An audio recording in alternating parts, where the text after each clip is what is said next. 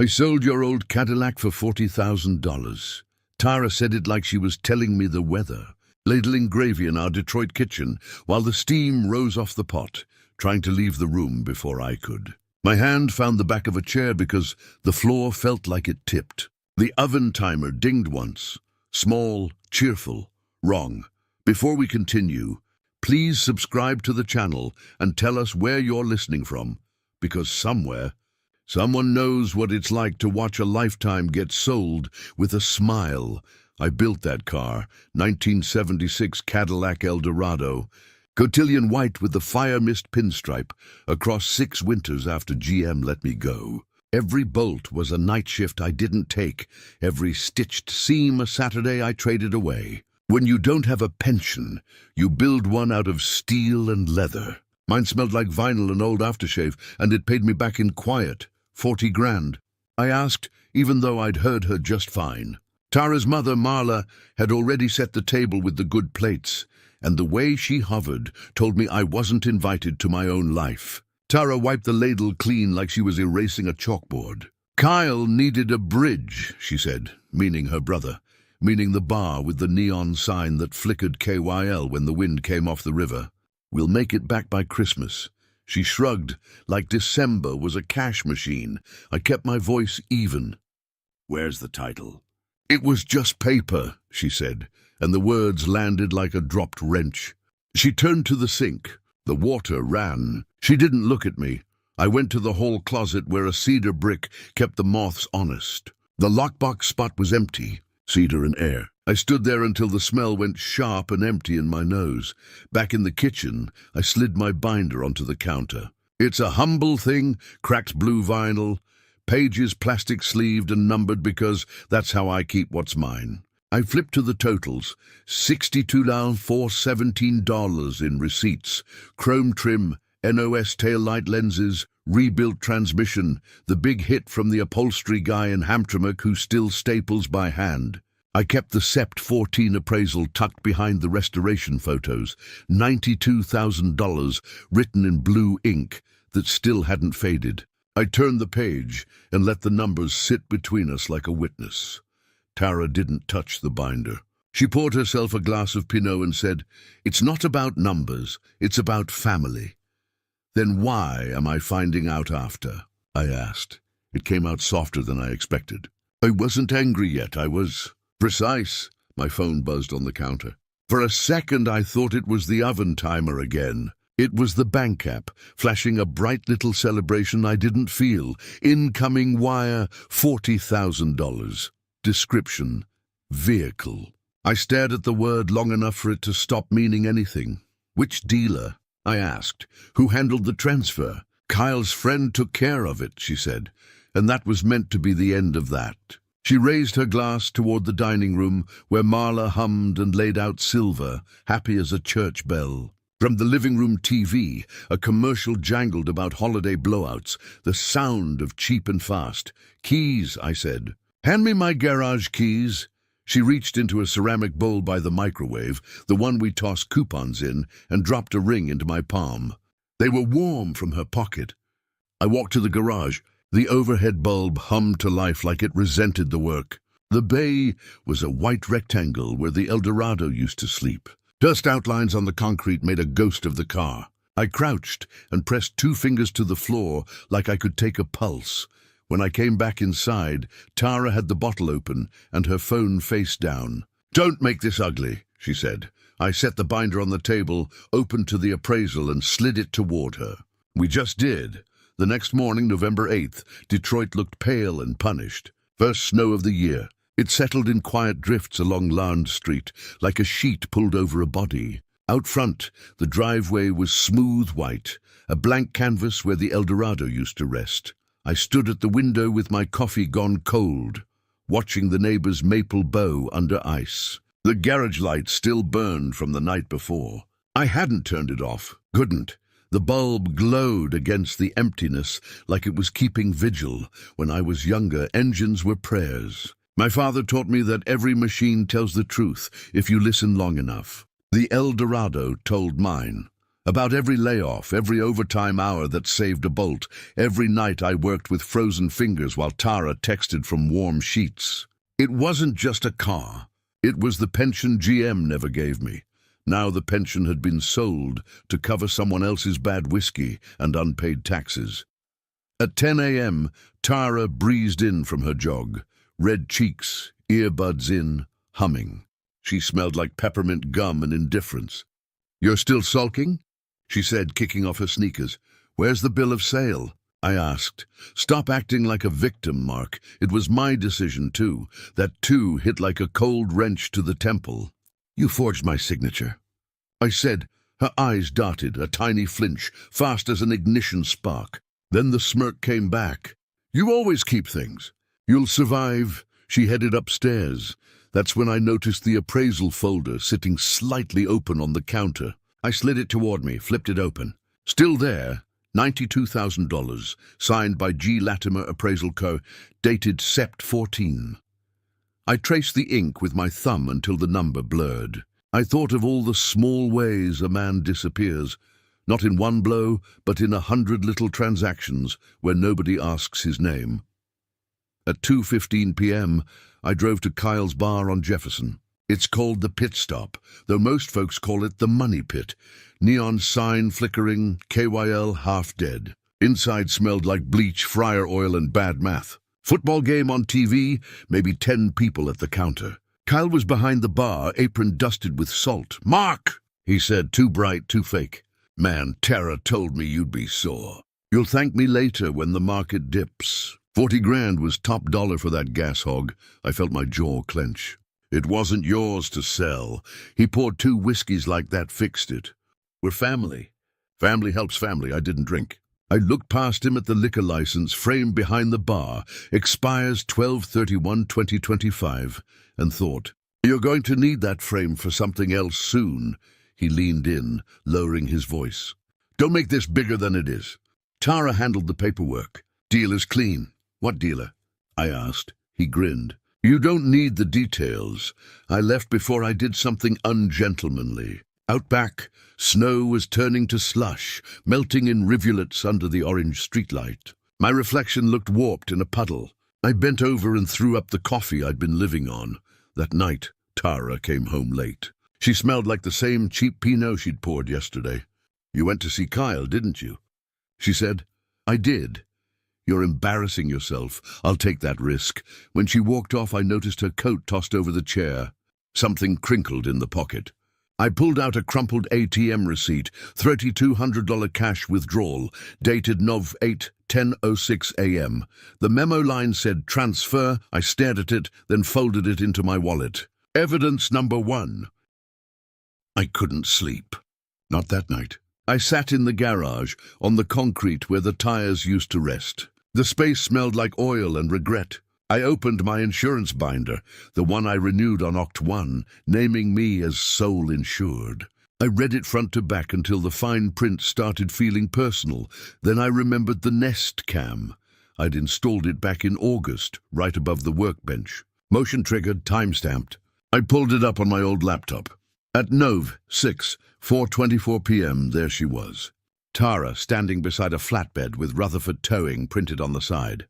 My caddy rolled out like a body bag, chrome glinting under a grey sky. She followed it down the driveway, holding my spare key on a green lanyard. She didn't wave goodbye. At 2:40 a.m., I opened my notepad app and typed, "Vehicle taken without consent. Appraisal attached. Owner signature missing. Peldunda Replevin." The cursor blinked, steady and slow, like it was breathing for me. A new voicemail came in around 3 a.m. Big Ray, my old foreman from GM.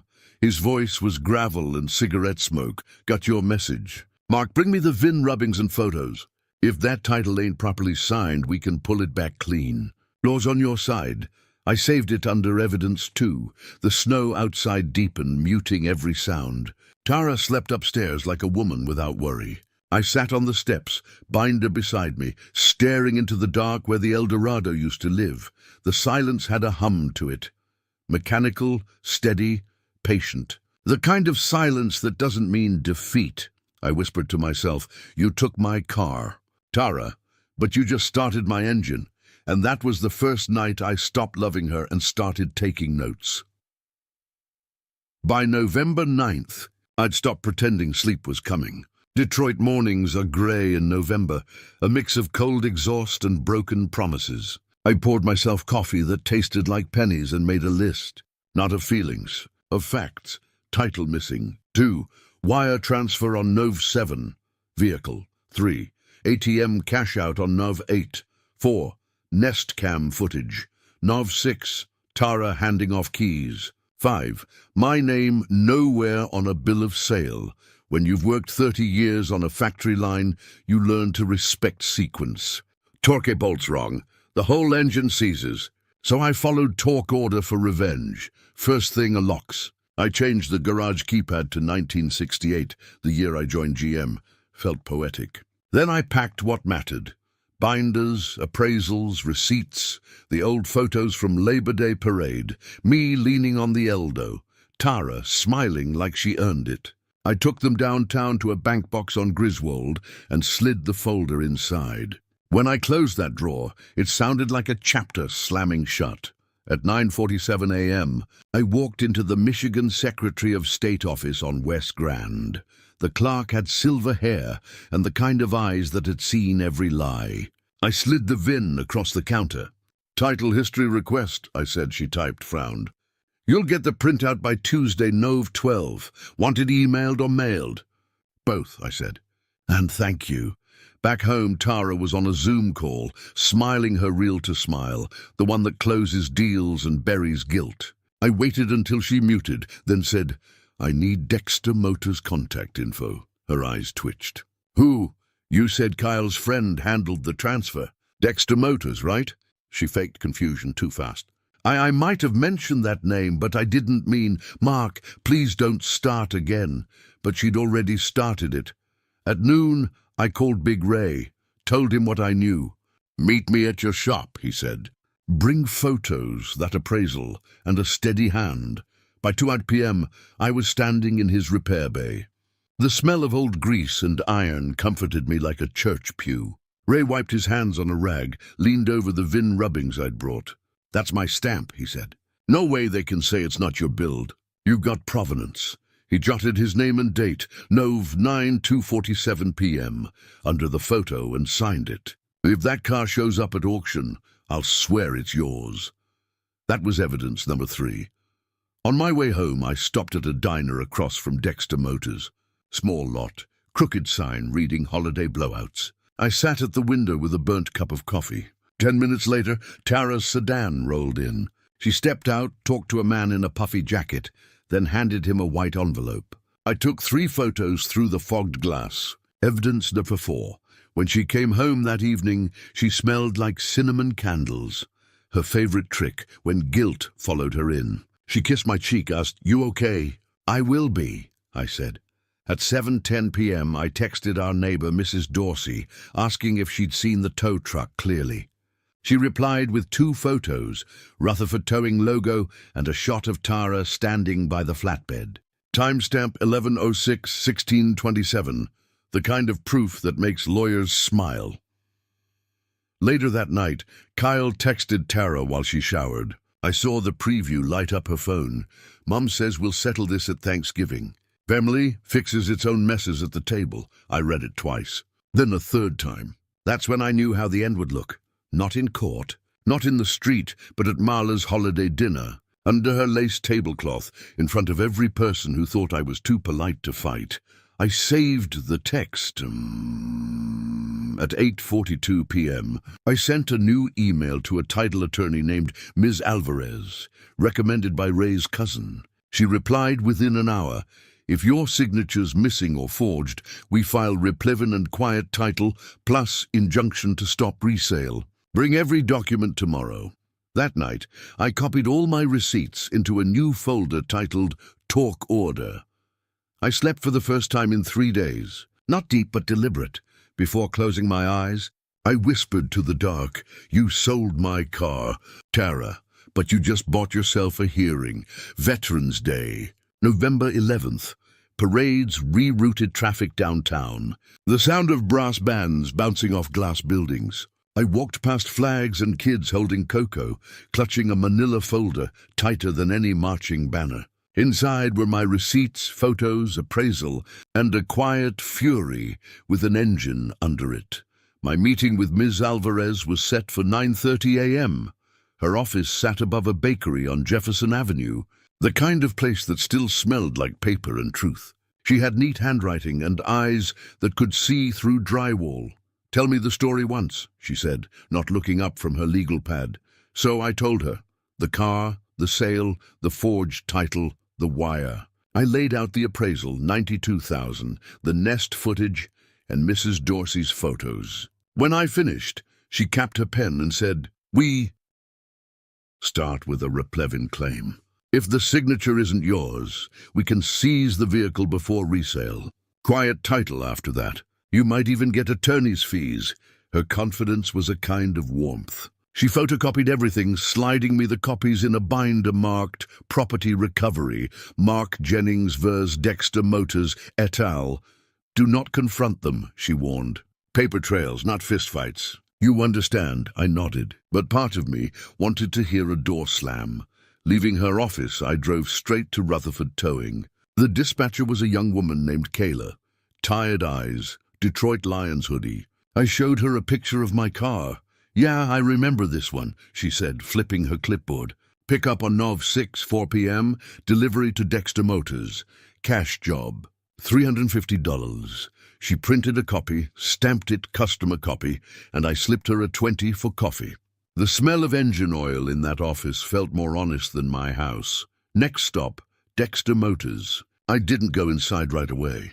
I parked across the street at Coney and Coffee, bought the cheapest cup they had, and watched. At 11:18 a.m., Tara's grey sedan pulled into the lot. A man in a black puffy jacket met her halfway. They talked for less than a minute. He handed her a white envelope. She tucked it under her arm, glanced around, and left. My camera clicked once. "Evidence number 5, Ms. Alvarez texted back immediately after I sent it. Good, keep your distance. I'll draft letters tonight. We'll serve them by Nov 18. Patience wins courtrooms." Patience had never been my tool of choice, but I was learning. That afternoon, I stopped at Big Ray's shop again. He flipped through the VN photos, matching them to his old shop logs. "Stamped by me," he said, pointing to the indentation pattern. "If they try to claim it's not yours, I'll testify." He wrote a short statement on company letterhead. "Vehicle identification number corresponds to restoration performed under my supervision, 2019-2025, verified by original builder Mark Jennings. Daniels 11/11/2025, evidence number 6. By dusk, I had a folder thicker than my wedding album. I sat in my truck, snow drifting down, and listened to the paper creak when I turned it. It was the sound of structure, the kind a man builds when his life collapses. When I got home, Tara was setting the dining table, humming some Christmas song 2 weeks too early. She looked up. "We're having Thanksgiving at Mom's. Dress nice," she said. Like nothing was wrong. I just smiled and said wouldn't miss it. Later that night, I slipped 3 certified letters into the blue mailbox on Larn Street, one to Dexter Motors demanding preservation of property, one to the bank requesting full record of Tara's deposit, and one to Kyle's Bar and Grill. A formal notice to retain all transaction ledgers from Nov 7/11. The mailbox door clanged shut with a metallic echo that sounded almost like a gavel. Back inside, Tara poured herself another glass of wine, scrolling through her phone. "You're quiet," she said. "Just tired," I lied. In truth, I was counting. Counting receipts, counting witnesses, counting days until Nov 28. When the woman who sold my car would sit across from me at her mother's table and meet the man she thought was too patient to fight back. As I turned off the lights that night, the snow outside kept falling, quiet and deliberate, like justice, gathering weight one flake at a time. By November 12th, I'd stopped shaking. What replaced it was colder, steadier, like the hum of an idling engine that's ready to move. That morning, the title history printout from the Secretary of State arrived, a single accusing sheet of paper. It smelled like toner and betrayal. There it was in black ink. Transfer application dated Nov 6, price $40,000. Buyer listed as Dexter Motors. Then came the line that made my throat go dry. Owner signature verified. I stared at it for a full minute. Whoever had signed my name knew how my M curls, but not how my hand shakes slightly at the end. The forgery was good, too good. I pulled out an old tax form from the drawer, placed the signatures side by side. I whispered, "You didn't even press hard enough. You never knew how I hold a pen." I scanned it and sent it to Miss Alvarez. 10 minutes later, her reply came in. "That's not a signature. That's evidence. Meet me Friday. Bring your bank printouts." I knew where to get them. At First Michigan Bank, the teller knew me by name. "Mr. Jennings, you're the car guy," she said kindly. I nodded. "I need records for a wire transfer on November 7th, and any deposits or withdrawals linked to that account." She returned with 2 sheets, stapled together. There it was, $40,000 wire, description, vehicle sale. And below that, $37,500 cashier's check made payable to Kyle's Bar and Grill, issued the next morning. "Did my wife sign for this?" I asked quietly. The teller hesitated. She was the only one who came in that day. 10:31 a.m. I remember the red scarf. I thanked her, then sat in the truck, watching my breath fog the windshield. I didn't feel anger anymore, just arithmetic. Back home, Tara was on the couch, scrolling Zillow listings. "You ever think about Florida?" she asked, all sunshine and deceit. "Not lately," I said. I watched her set her phone down, screen lighting up for half a second. A text preview from Kyle. "Money hit. We're saved, bro." She caught me looking. "Don't read my messages." "I don't have to," I said. "They read themselves." She stood up. "You're making this toxic. Selling my life without asking. That's toxic." She left the room, muttering something about how I'd never understand family. Later that afternoon, I drove by the pit stop again. The help wanted sign in the window was curling at the corners, the lights dimmer. Kyle was yelling at a vendor in the parking lot. I stayed just long enough to catch the end. The dishwasher lease bounced. "You'll get paid when we reopen." I took a picture of the sign and the argument. Another line for the ledger. That evening, Miss Alvarez called. Her voice sounded calm, methodical, like she'd already seen this movie. "We'll file an injunction next week. If the dealer hasn't flipped the car, we freeze the sale. You'll get a hearing date by Novi 27. She paused. "And you said Tara's mother is hosting Thanksgiving?" "Yeah," I said. "Good. Family dinners make excellent discovery sessions." I almost laughed. "You mean ambushes?" She didn't deny it. "Just don't show your hand too early." At Gratiot Market, 2 aisles away from me, I heard Marla's voice. She was talking to the cashier on speakerphone, the way people do when they want to be overheard. "Tara handled things smart," she said. "Family doesn't let money sit in a garage." The cashier laughed. "Smart would be keeping a title clean." Marla's face stiffened. I didn't say a word. When I got home that night, Tara was asleep. Her purse lay open on the counter. I don't snoop, unless the truth needs an alibi. Inside, I found a printed text thread. At the top, a message from Kay Weller, Kyle's friend, the same name from the towing photo. It read, "Thanks, Tara. Funds received. Cars in storage till we move it. Timestamp, Novi, 8:4:02 p.m.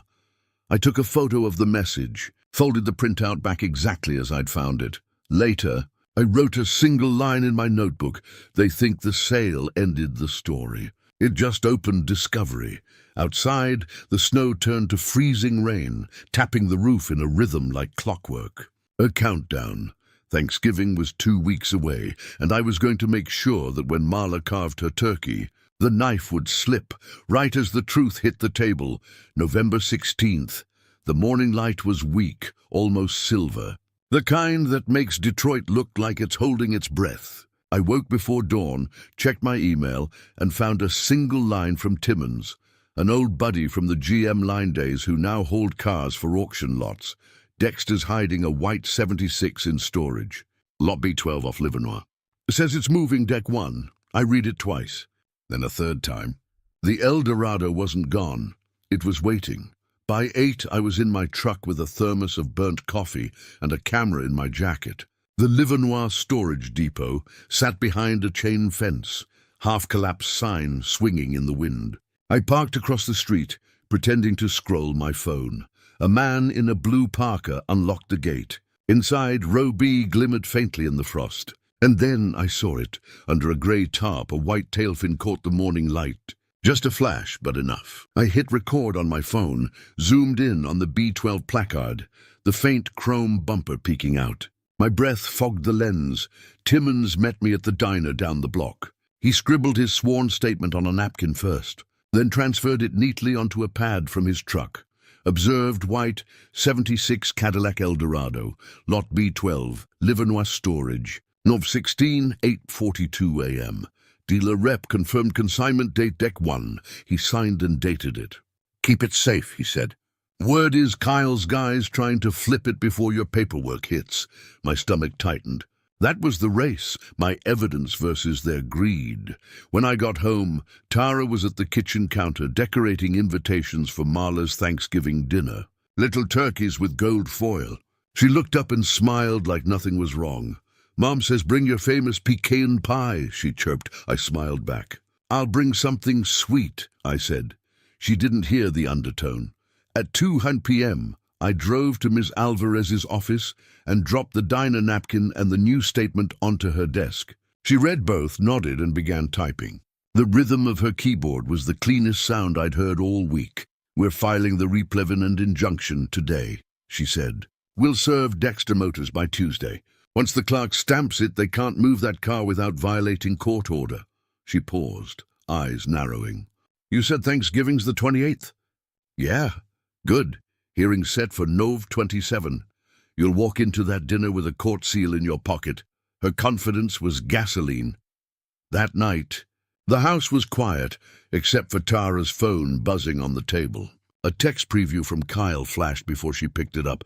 "Family's back on track. We'll toast you next week." I said nothing. Just logged the time, 9:04 p.m., and took a mental snapshot of her smile. At 10:15 p.m., Ms. Alvarez sent the confirmation email. Replevin and injunction filed, 11:18 a.m. Clerk stamped. Copies to follow. Prepare for service. Court hearing 11:27, 9 a.m. Attached was the case header, Mark Jennings vs. Dexter Motors et al. I stared at my name above theirs. It felt heavier than any title I'd ever held. Before bed, I opened my binder, the one Tara once called just paper. Inside were 6 new pages, the tow receipt, the bank records, Timmons' affidavit, the title history, the neighbor's photos, and the text thread printout. I whispered the order out loud. Like prayer beads, tow, bank witness, title, photos. Text. The sound calmed me. Tara came down the stairs, half asleep. "You're still up?" "Couldn't rest," I said. She reached for the faucet, poured herself water, and said, "Everything's gonna work out, Mark. You'll see." I nodded. "Oh, I see everything now." When she went back upstairs, I sat alone in the dark kitchen, watching snow gather on the windowsill. A text buzzed from Marla's family chat. "Dinner 4 p.m. sharp. Dress warm, bring gratitude." I stared at the word gratitude until it blurred. Then I typed my own reply beneath it, bringing something special. No one knew it yet. But dessert that night would be subpoenas, served warm. November 28th, Thanksgiving Day. The sky was white, cold, still. The kind of stillness before a storm. I parked 2 houses down from Marla's brick colonial at 3:55 p.m. and turned off the engine. Inside the Eldorado's glove box sat a manila envelope with a gold seal. Wayne County Court, injunction and replevin granted. The paper that changed everything.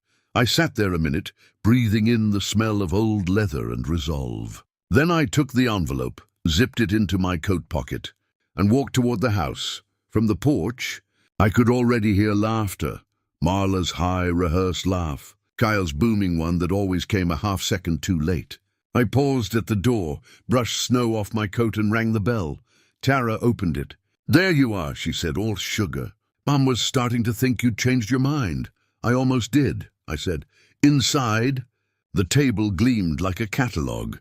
Roasted turkey center stage. Crystal glasses catching candlelight and silver that hadn't seen daylight since Reagan. The smell was heavy with butter and performance. Marla beamed from the head of the table. Mark, so glad you made it. We're celebrating family tonight. Perfect, I said, hanging my coat but keeping the envelope close to my chest. I took the seat across from Tara. Kyle was on my left, carving into a ham like he'd earned it. Every slice, every laugh felt like a nail in a coffin that wasn't his. Yet when the plates were full, Kyle raised his glass. To smart decisions and family loyalty, he said. To lawful ones, I said. The silence was instant. Tara's smile froze. Excuse me? Kyle said, grin twitching. I set my fork down. I mean, loyalty's great, but the law, that's what keeps families honest. Marla's tone sharpened. Mark, not at the table, but I was already sliding the first photo across the table, the one Mrs. Dorsey took of the tow truck on Novice 6. Rutherford Towing printed bold on the side. Tara's hand twitched. What's this? Kyle said, frowning. Just proof, I said. Proof of what a $92,000 car looks like when it's stolen in broad daylight, Marla huffed, trying to laugh it off. You and your old car. We already talked about this, Mark. You agreed, I didn't agree, I said, sharper now. You forged. I laid down the next document, the title history, with my name copied wrong, my signature mimicked. This came from the state office. You want to know what they said? Forgery carries a 5-year sentence. Tara's wine glass shook. You're being dramatic. Dramatic, I repeated, pulling out the bank statement. Is it dramatic to notice a $40,000 wire hit your account on Nov 7 with the word vehicle? Or that the very next day you wrote a cashier's check for $37,500 to Kyle's Bar and Grill? I suppose the $3,000 of Venmo to Kay Weller was just a Christmas tip? Kyle's face turned red. You had no right. I had every right, I said. That money came from my property. You bought your silence with theft. Marla slammed her napkin down. Enough. This is Thanksgiving. That's what I'm giving thanks for, I said. For timing. And right then, the front door opened. Ms. Alvarez stepped in, calm, composed, trench coat still dusted with snow. The room went dead silent. Sorry for the intrusion, she said evenly. Mark invited me, Kyle scoffed. Who the hell? Attorney of record, she said, showing her ID. Wayne County Court granted injunction and replevin as of yesterday morning. Any attempt to sell or conceal the vehicle is now a criminal act of contempt. She placed 2 subpoenas on the table, one for Tara, one for Kyle. You've both been served. Tara's chair scraped back. You can't do this in my mother's house. I just did, Ms. Alvarez said. Kyle half stood, face flushed. You think you can threaten me in front of my family? I turned to him. You already threatened yourself, Kyle. Every receipt, every message, every lie, you built this case for me. Marla's voice trembled. This is humiliating. No, I said softly. This is accountability. The kind you can frame right next to your liquor license. Big Ray, who'd been invited as a friend, cleared his throat from the corner. He hadn't spoken until now. That VIN stamp on the Eldorado? Mine, and I'll swear to it. That car was Mark's build, every bolt of it. Ms. Alvarez handed Kyle another sheet. That's your notice to preserve all bar ledgers and account records. Non-compliance means contempt. Kyle's hand clenched around his napkin, knuckles white. You're ruining everything, Tara's voice cracked. We just needed a bridge, Mark, a few weeks. We were going to fix it. I looked at her. Bridges don't steal houses to cross rivers. The clock in the hallway ticked loud enough to fill the silence. Finally, Marla whispered, What do you want? The car, I said. The title corrected. And repayment of every dollar you laundered through your brother's bar, Kyle muttered. You'll get your damn car. No, I said, leaning forward. I'll get justice. You'll get lessons. Tara's mascara smudged as she buried her face in her hands. The smell of turkey turned sour in the air. Ms. Alvarez collected signatures for acknowledgement of service, her pen scratching quietly. Court expects compliance within 7 days, she said. When we finished, she nodded once and left. door closing behind her like a period at the end of a long sentence. No one moved. I stood, folded my napkin and said, "Thanks for dinner." And as I stepped outside into the cold, I heard Marla's voice break in the silence behind me. "What are we going to tell people?" Tara's whisper followed. "The truth, I guess." Snowflakes landed on my coat, melting into tiny silver circles. I smiled for the first time in weeks, because in that house of lies and gravy, the only thing left on the table was evidence. The next morning, November 29th, dawn crept grey through my blinds, painting the garage door in cold light. I didn't need an alarm. Justice had its own. At 9:12 a.m., my phone buzzed, a message from Ms. Alvarez, deputy on site. "Storage lot cooperating. Meet at Livernois within the hour." I dressed slow, deliberate. The kind of dressing you do for closure, not errands. The Livernois storage depot looked smaller in daylight. Deputy Hardy, broad-shouldered and efficient, stood by the gate, clipboard in hand. "Mr. Jennings," he said, "we're about to pop the lock." The padlock snapped, the metal door groaned upward, and there she was. My Eldorado, white, perfect, quiet. Even under dust and tarp, she looked alive. Chrome glinting through the grey like forgiveness. Hardy whistled low. "That's one fine machine." Miss Alvarez was there too, bundled in a scarf that matched her tone, calm, sharp, composed. She took photos from every angle. "Dexter Motors' owner signed the stipulation," she said. "They're surrendering custody pending title confirmation. Judge's order stands. You're officially in possession again." She handed me a pen and the release form. I signed my name, steady, deliberate, every loop of that M reclaiming the one they'd forged. When I turned the key, the engine didn't. December 3rd, courtroom 3B, Wayne County. The benches creaked like old bones, and the radiator hissed with the rhythm of judgment. I'd been in hundreds of factories, but never a place that hummed with this kind of power. Miss Alvarez sat beside me, calm as a machine at idle. Across the aisle, Tara stared down at her lap, twisting a tissue until it looked like a rope. Kyle fidgeted beside her, face flushed, suit too tight across his gut. Behind them, Marla whispered prayers into a silk scarf. When the judge entered, everyone rose. I didn't look at Tara. I looked at the bench. This was where truth got talk-tested. Miss Alvarez started clean and steady. "Your Honor, this is not a marital dispute. This is a case of conversion, theft of titled property, forgery, and misappropriation of funds. The defendant, Mrs. Jennings, executed a sale without the owner's consent, forged his signature, and transferred proceeds to her brother's business." The judge glanced at her. "And you can prove this?" She opened the binder I'd built bolt by bolt. "With pleasure. Exhibit A, the Sept 14 appraisal, $92,000 in blue ink. Exhibit B, the title history with the fake signature. Exhibit C, Rutherford towing invoice. Nov 6, Exhibit D, bank records showing $40,000 wire. Nov 7, then the chain of deposits, $7,500 to Kyle's Bar and Grill, $9,850 cash withdrawals, $3,000 Venmo to Kay Weller. She didn't just show numbers. She told their story. "Every line here," she said, "represents a choice, not a mistake. They didn't sell a car. They sold this man's retirement, his pension in chrome." The judge looked over his glasses. "Mrs. Jennings, did you sign these documents?" Tara's voice barely carried. "I thought he'd agree if he knew why." He tapped the page. "That's not consent. That's forgery." Kyle shifted. "Your Honor, I didn't know." Ms. Alvarez cut him off. "Mr. Watkins, your bar received the proceeds within 24 hours of the wire. You signed a deposit slip yourself. Ignorance is not a legal defense." The judge leaned back. "Let me see that." He studied the bank slip, tracing the signature with his pen. "This matches your name, Mr. Watkins." Kyle swallowed hard.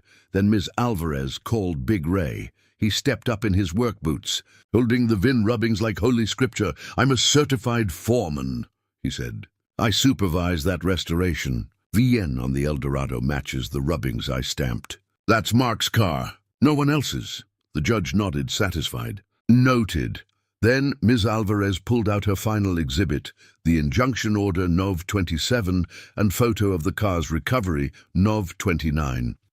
Despite their actions, my client followed lawful remedy. No confrontation, no destruction, no threats. Just patience and paper. The judge's tone softened. Mr. Jennings, do you wish to make a statement? I stood. My knees cracked, but my voice didn't. I worked 30 years for that car, I said. When I lost my pension, I built one myself. They took it without asking, and I could have gone loud. But I wanted this instead. I gestured around the courtroom. Proof that a man doesn't have to raise his voice to be heard. The judge nodded slowly, his pen scratching across his notes. Then the verdict came. The court grants replevin and quiet title to Mr. Jennings, assigns a constructive trust over the $40,000 in proceeds, and orders restitution. The bar's financial records will be audited within 7 days. Attorney's fees awarded to plaintiff. Ms. Alvarez smiled faintly. Tara wept into her hands. Kyle muttered something I couldn't hear, but it didn't matter anymore. As the gavel struck, a weight lifted off my chest. For the first time in months, I breathed without counting. Outside, the December wind was sharp, clean. Tara caught up to me on the courthouse steps. Mark, she said softly, after all this, are we done? I looked at her. The woman who once shared my winters, now just another lesson in documentation. No, I said. We're balanced. I walked to my Eldorado, opened the door, and slid behind the wheel. The seat creaked like it remembered me. In the rearview mirror, I saw Tara watching me go, smaller, quieter, finally out of frame. When the engine started, it didn't purr. It sang "Justice Isn't Loud." It's just tuned right. December 10th. 1 week after the hearing, the snow had hardened into glass. It crunched under my boots as I walked to the garage, a sound that felt like punctuation, sharp, final, clean. The Eldorado sat there waiting, covered in a soft frost. I'd taped a checklist to the wall: oil, coolant, battery, hope. Beside it, my binder, now twice as thick, labeled neatly, case closed, Deck 3, 2025. I wasn't angry anymore. Anger burns out. Precision stays. That morning, Kyle wired $10,000 to my account. Partial restitution. Ms. Alvarez had drafted the agreement herself.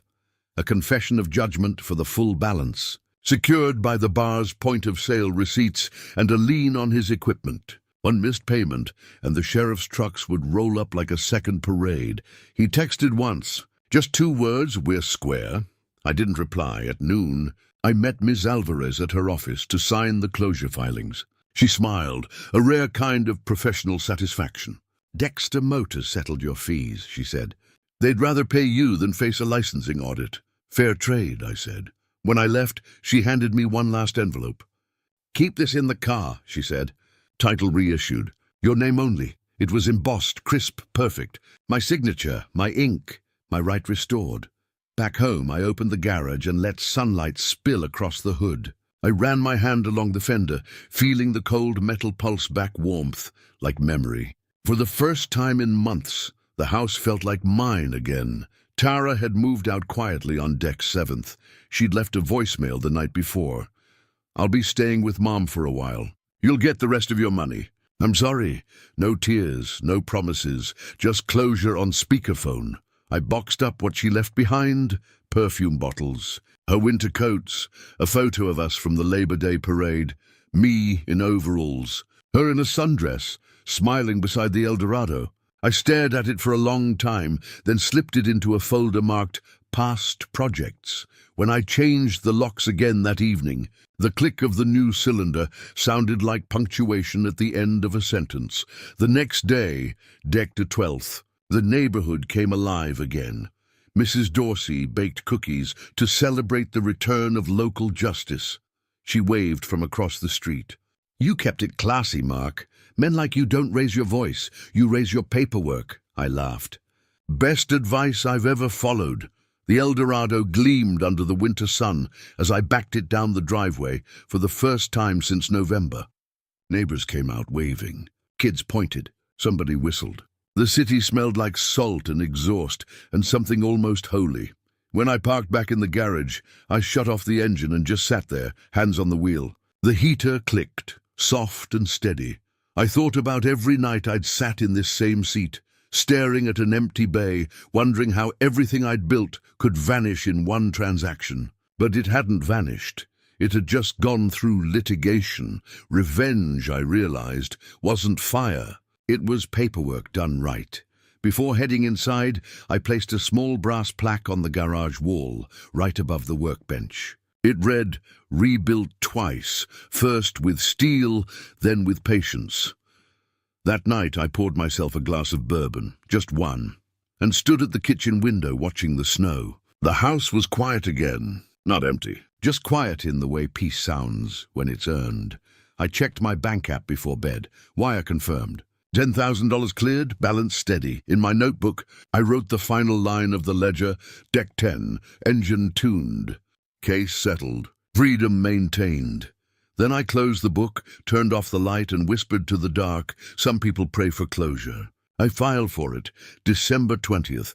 The city was draped in Christmas lights, but everything looked colder than it should. I wasn't going to Marla's house that night, but word travels fast in Detroit. Mrs. Dorsey texted me first. "They're doing another family dinner. Smaller crowd this time." I could almost picture it. Marla's dining room full of polite smiles and clinking forks, trying to scrape the past clean. Tara would be there, probably sitting at the far end, avoiding Kyle's eyes. I wasn't invited, but I didn't need to be. I had closure framed in my glove compartment, the reissued title sealed and stamped with my name alone.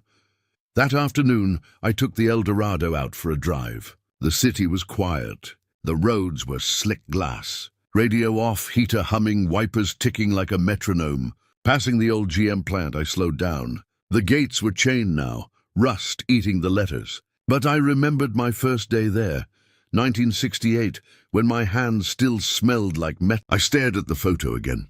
Kyle, mid-toast. And I imagined the knock on the door, the server handing him that thick envelope, the silence that followed. The souffle of pride collapsing in real time. The irony was too sharp not to savor. I didn't reply. I just smiled and turned off my phone. Outside, the snow was falling sideways, carried by the wind off the river. I stepped into the garage, ran my palm over the Eldorado's hood. It was warm, alive. I could still see my reflection, older, smaller, but still there. On the workbench sat my ledger. I opened it to the last page and wrote in ink that bled just enough to look deliberate. Deck 20. Case closed. Balance restored. Drove 2 laps around the block, and I did. The first lap took me past the pit stop. The neon sign was still broken. Only KYL flickered against the snow. The windows were dark, chairs stacked, a closed sign crooked in the door. I parked across the street for a moment. Somewhere inside that building was a man counting receipts that now legally belonged to me. The second lap brought me past Marla's house. The lights inside glowed gold, silhouettes moving slowly behind lace curtains. The kind of scene you'd think meant peace, unless you knew the soundtrack underneath it was regret. I didn't stop, didn't wave, just kept driving. When I pulled back into my own driveway, I let the engine idle. The sound filled the garage like a heartbeat that finally had a rhythm again. I leaned back, closed my eyes and said it, the line that had been waiting for the right silence. "You didn't lose me. Tara, you gave me away." I shut off the ignition. The engine ticked, cooling down. Outside, the snow kept falling. The quiet kind that buries the past evenly, without choosing sides. And in that moment, surrounded by chrome, cold air and truth, I realized revenge hadn't changed me at all. It had just returned me to factory settings, back to the man who builds, who documents, who finishes what he starts. Detroit men don't burn things down. We rebuild them, so everyone remembers what they destroyed.